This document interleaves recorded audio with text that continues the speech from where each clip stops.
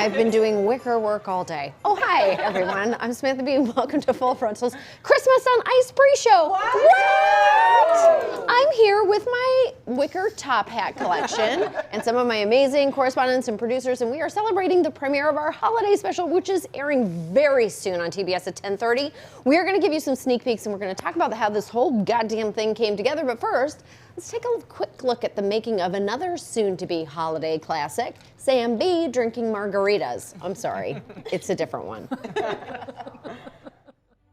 When my friend Steven asked me to play the bench, Steven Spielberg, of course I said yes. It's time for a strong female bench. In just an hour or so, I'll be in full bench makeup. Oh, this is gonna take 4 hours. It's been my dream to play this iconic role that is a trademark-free ripoff of a more famous character since forever. You need these to breathe.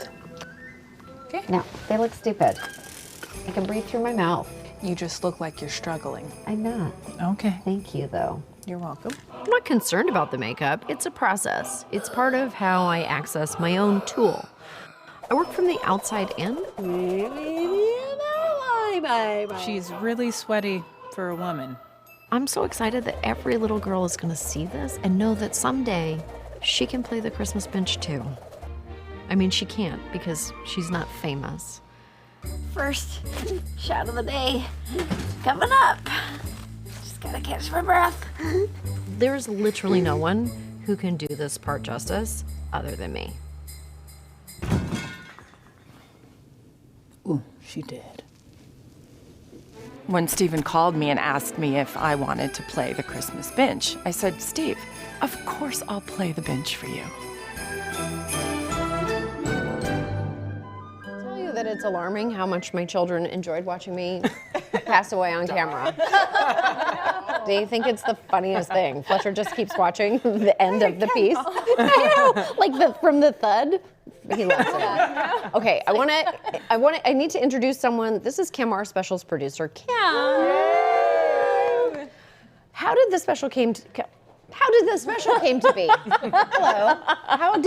How did it come to be? What was the genesis of the special? Because I think I remember, but I also might not remember. No, we knew we wanted to do an end of the year special, and we knew we wanted to talk about immigration because it was such a dominating story this year, and we all kind of felt like people weren't paying as much attention to it anymore. Like some of the stories and compassion were kind of slipping away. Well, I felt like there's like a lot of simmering. I mean, people really, they were thinking about it, but it was simmering under the surface. And so things kept happening and it kept bubbling up again. Yeah. And so it was just a story that obviously was not going to go away. Yeah, exactly. And then we were like all in a meeting in your office, and you threw out the idea, well, what if we did Christmas on Ice and talked about like immigrant customs enforcement? And of course, the ice part really rang, I think, to everybody. Yes. My heart leaped because I've always wanted to do an Ice Capade type special. Yes. And instantly from there, we knew that, okay, that's just too good. Well, you were an ice skater. Like you were a figure skater. I was. When you were a girl. When I was a child. I wish we had a photo. I wish we had that photo. Yeah, they've all been destroyed. They've all been destroyed. We're very obsessed with ice. No, I ran out to take a call for 5 minutes, and I came back, and you all said, it's going to be on ice. Yes, right. Yeah. Surprise! 5 minutes. I know. It's an immigration special. Yeah. It started with a pun. It did. As most specials do. So we built an ice rink inside. These people came and built the most incredible ice. Like, it's amazing how sometimes you can think of something and you're like, why don't we build an ice rink? And then someone comes and they build an ice rink for you. And you're like, what? On Broadway. I know. We were on They Broadway. Yes. On the Broadway. In the thick of it. That's true. Yeah. They really did. What would have taken like 5 days, they worked around the clock. Ice rink events, they were an amazing company.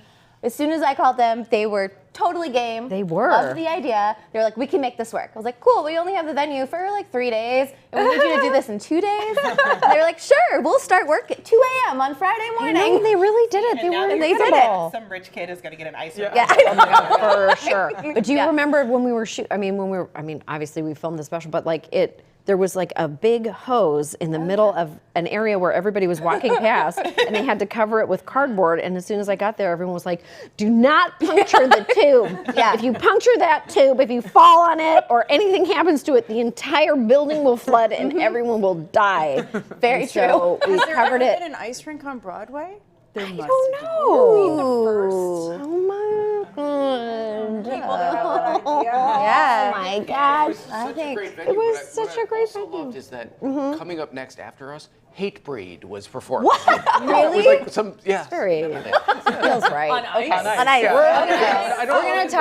We're gonna talk more about why we wanted to make this special, but first, why don't we look at one of the videos that we had to cut for time? It's a classic too. The Samantha Bee Christmas Show, starring Samantha Bee. Oh, hi, it's you. Merry Protestant Christmas, America. Down with communism. Better dead than red. I'm Mrs. Samantha Tony Curtis Cary Grant Betty Davis B. Welcome to my holiday special. Brought to you by Sears and Roebuck, the company that will never go out of business ever. Mark my words. I'm spending my holiday with my dear daughter, Betty. My name is Joni. My dear other daughter, Joni. Betty, let's sing a ding ding, a song for the people watching on the TV, which is a dumb fad if you ask me. God, let's just do this. Joy to the world, little town of Bethlehem. How something, see, you know what? Jesus was a hoot. Are you okay? Oh, you're gonna have such a complicated life with men, baby. Let's sing. Golden bells. Not a are song. Happy holidays, everyone. Goldwater in 64. Where are you going? No, don't you dare. Don't you dare. Oh, God, who put this tree in my way? God damn it. Stay tuned for a duet by Hattie Duke and Fatty Arbuckle. Oh my God, that girl is so, her name is Lila Crawford. She is such a good actress. When she, when the camera pans over to her the first time, her facial expression is incredible. Yeah.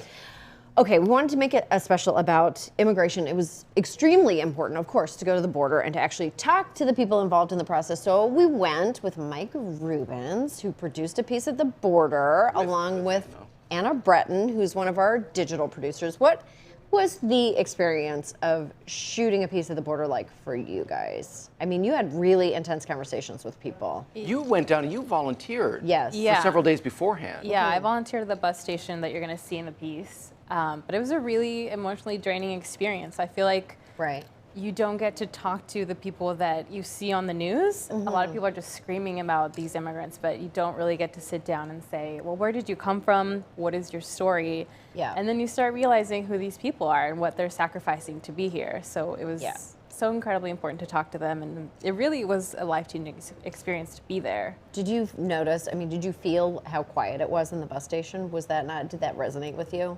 It did for me. I was like, oh, this is... Yeah. So the thing is that these people come in, they come across the border, whether they come across the bridge or they go across the river, and they ask for asylum, and then they're locked up, and they're locked up for 5 days or whatever. Yeah, yeah. And it's not a great experience. And then they're just dumped at the bus station. And then usually they're taken to this Catholic charity where you volunteered, and they spend a day there, and then they're dumped. They go back to the bus station, and then they go off to like hopefully begin a new life. Yeah. And when they first show up, the ICE bus shows up at the bus station, and these people are just sort of dumped there, and they shuffle in like prisoners in a line, and they're families. Their families are not little children. It's not like a bunch of young men. It's a lot of mothers with little children. Babies. Yeah, with Babies and pregnant women. Babies, and they come toddlers. shuffling in, and thankfully there's volunteers down there who help them. Yeah, if there weren't any volunteers there, people would just be sitting at this bus station not knowing where to go, and that was really impactful to see. Yes, because they have to take, like, I mean, I don't know if we didn't really touch on it in the piece, but the family that we met that was going to Minnesota, I mean, it's like 6 buses to get to Minnesota. So you end up at the bus station, and then they are given tickets to get from Texas to Minnesota, and that is 6 overnight buses. Like, that's days of bus travel. Yeah. And they need to, I mean, you have to go, like, the volunteers are taking them back to, like, the very basics. They're like, okay, see this dog, which is the Greyhound? You need to look for buses that have the dog on it. Like, it's that that much information that How does that? Because they have a friend, they have a sponsor. That's they where come their across. sponsor is, yeah. family Usually they say, member. I've got someone. And they're I know- told like Prince is from Minnesota. They know the Prince is from Minnesota. I grew up in Minnesota. It's probably exciting for a lot of people. Really like where our best Americans come. Exactly, right. I think Yes. that's basically it. We're not going to talk about winter right now. No, But let's that, not. it broke my heart because there was this father with this teenage daughter, and they were Yeah. going to Minnesota, and they had nothing. And I knew that it was 12 degrees Yeah, in Minnesota, and I was yeah. like, "You're going to Minnesota?" Mike was very seriously trying to explain Minnesota. I was going to go buy a jacket for them. Yeah. because- Yeah. I actually Well, did, yeah. I bought jackets Oh, for you the did? little kids. We didn't have any. Yeah. Let's take a sneak peek at the segment. Next, there's a screening interview. If it all goes well, you'll have an asylum hearing scheduled at your eventual destination. Then ICE just drops you at the McAllen bus station where you're let inside and... There is a sense of hope. Yes, the hope part. Cambio solamente enséñalo estos. Elizabeth Cavazos is a volunteer at the McAllen bus station.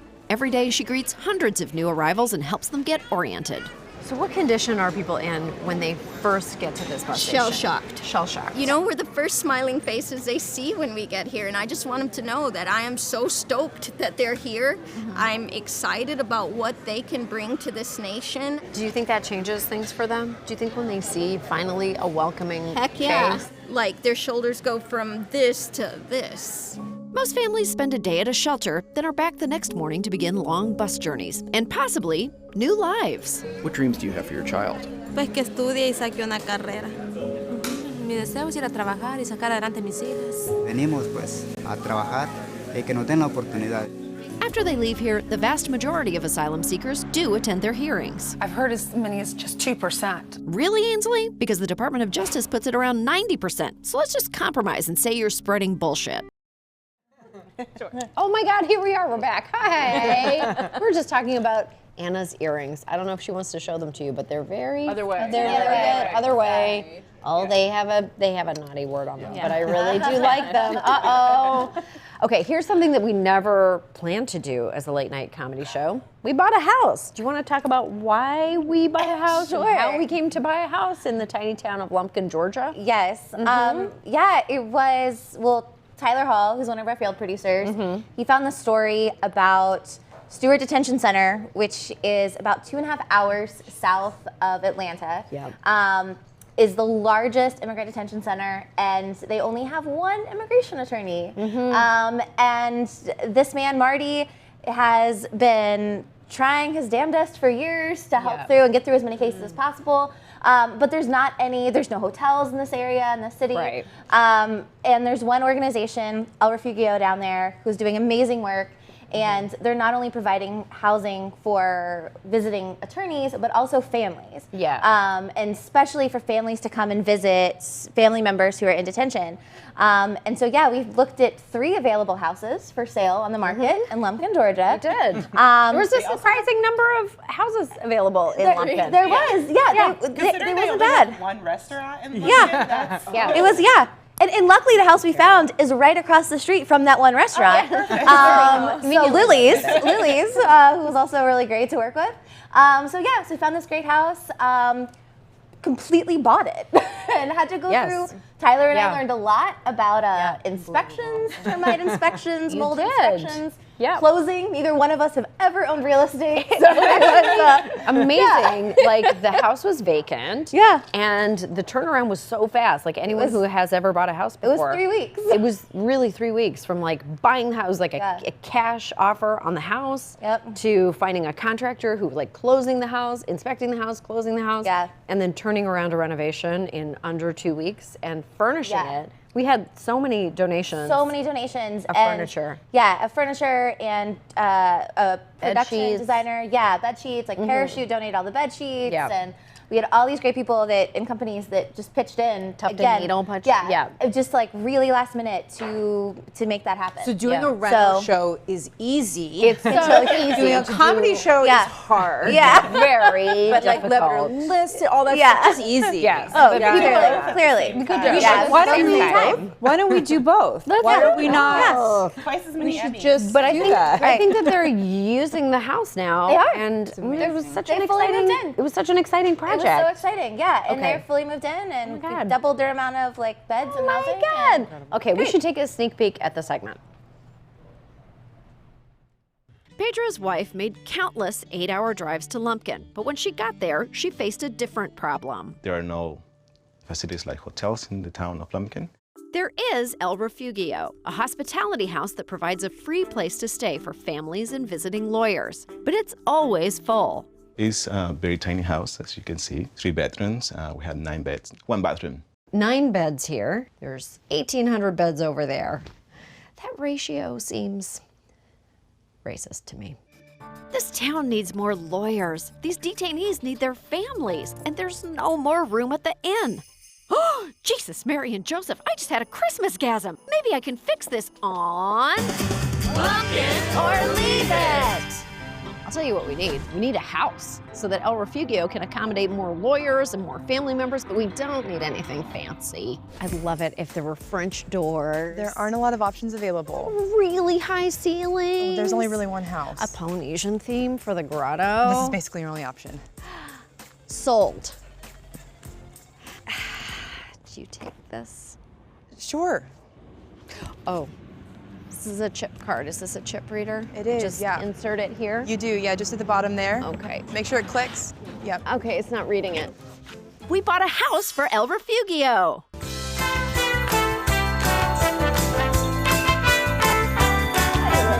I like that music. You didn't even show the house, so everyone has to wait for the reveal. Everyone has to wait for the reveal of the house. It's so gorgeous. It's You'll want to live there. beautiful. It is a beautiful house, and it had it was such a nice. The house itself had such nice bones and big high ceilings and big windows, letting in lots of light. It'll actually be. I think it'll serve people very well. Oh no! Oh. We are at Carol. Would you mind? Party. Yeah. Oh no! Yes.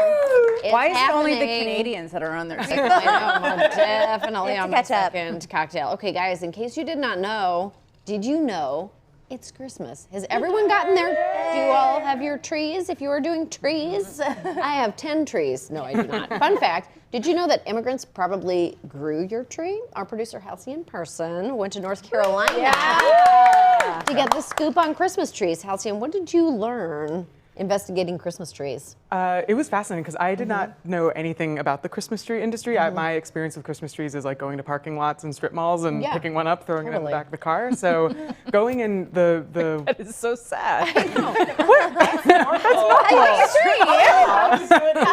tree. Excuse me. It's part of the American experience.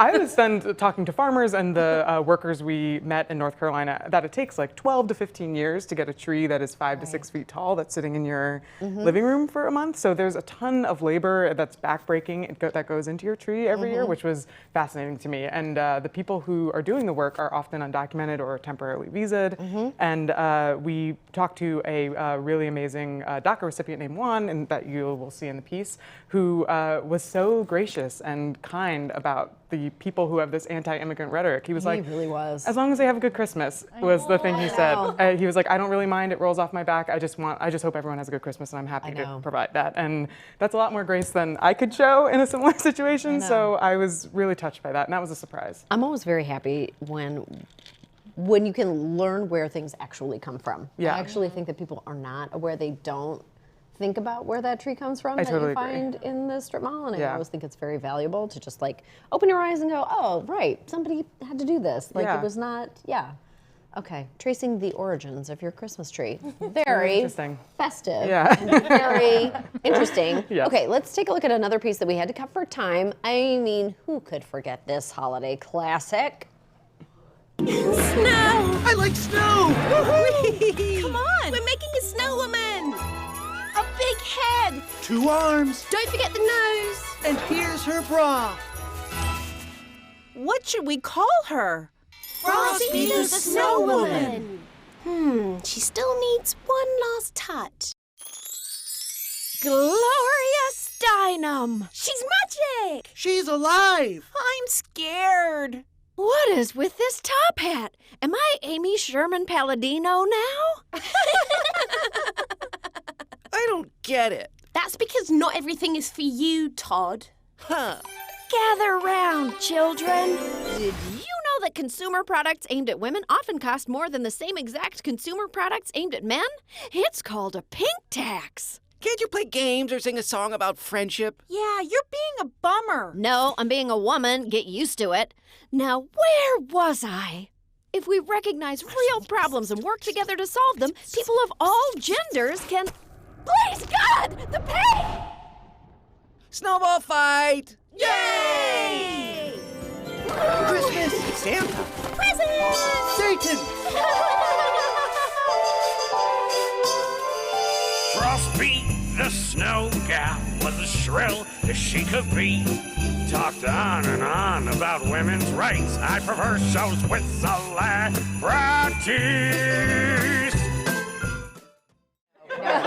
Yeah, sketch for sure. Okay, so our special is called Christmas on Ice, and yes, it is about ICE, immigration, and customs enforcement, but it really is on ice, too. We have amazing skaters in the special, and some not so amazing ones, including mostly me. These guys are pretty good skaters. I mean, you're much better skaters than me. I took a do whole not. lesson. You took one lesson? One whole lesson. I was really wonderful. Okay.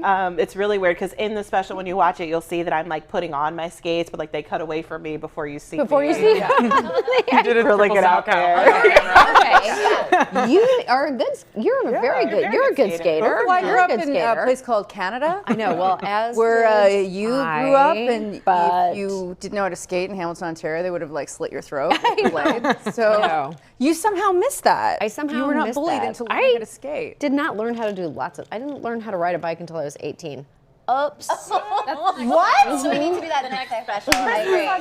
Oh, I'm amazing on a bike now because I taught myself. But you took a lesson too. I Just did like take- get better, I like did a ta- skill. Oh my gosh! Well, you forget, and then you start doing it again, and I loved it because it made you feel. I felt a little bit like a kid again because you have to, it's very vulnerable. It is. But then once you get into it, it's very freeing and lovely. I didn't find it vulnerable. I felt very graceful and athletic. I guess you didn't see yourself. Okay. Well, Anna Felt at home. Anna snuck a camera into our skating She was very good. Very good. She was skating backwards and Taking videotaping. pictures, and you captured all of our grace and Oh, you elegance did? on full Oh, so there display. is a video. Wait, are we showing it? I have not Oh, I seen better this. look good. I do not know what this looks like. I'm ashamed already. This is going to be so bad. Oh yeah. Oh, look at. Yeah. Oh yeah. I know how to skate. No. Oh yeah. Oh yeah. Let's stop her. Oh no. I'm trying so hard. No, I'm doing a swizzle.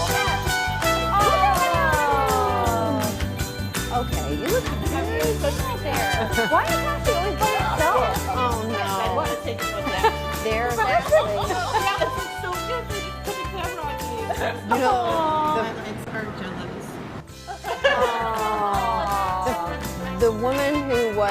the woman who was teaching us to skate is Jessica, and she is a skater in the show, and she's very elegant. She does like a whole.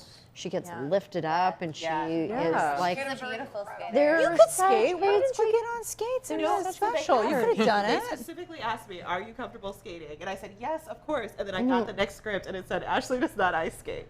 Like the decision was made. Yeah, but then you said you wanted to do it, and then Okay, you're like, well, forget the it. next special is Ashley on ice. Ashley on ice. And it is a I'll work on the solid rink. hour We got the- of I'm gonna Ashley get the skating. I, Tanya body double. Oh my God, okay. You guys, it's almost showtime. Turn on TBS right now. It's going to be such a blast. You're going to have so much fun. But before we go, we want to encourage you to donate to KIND's Family Separation Response Team. You can do that by going to samanthab.com/support KIND, or you can text KIND to 40649, or you can just go to our Facebook page where we have a donation link pinned for you. And there's one other way that you can help.